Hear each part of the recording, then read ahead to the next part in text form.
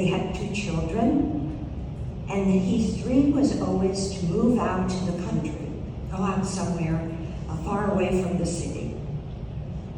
And so he did this, and he bought a house, and soon after, he came down with Lyme disease. And this was shattering to him.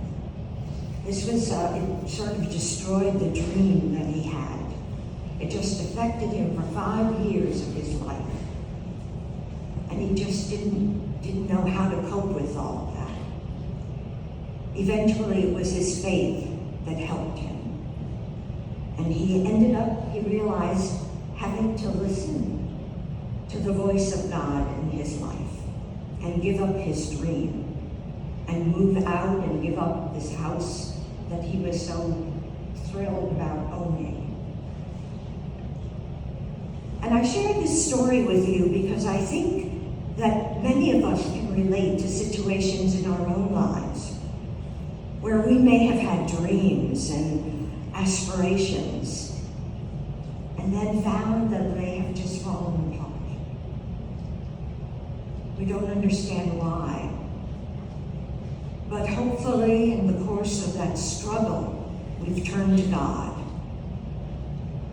and have surrendered our will to God's will and said, your will be done in me, O Lord.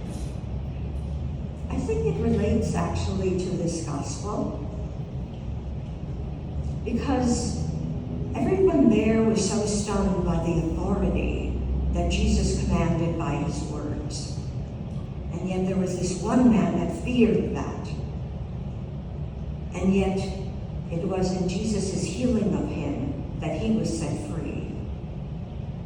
And it's the same in our own lives. When we are open to God's will, it is when we too are set free from any of the demons, weaknesses, temptations that may want to enter into our own lives. We come so many mornings to this chapel where we have the San Damiano cross. And it was in front of this cross that Francis too had to surrender his life, his dream of being a knight, and realizing that God was calling him to something different.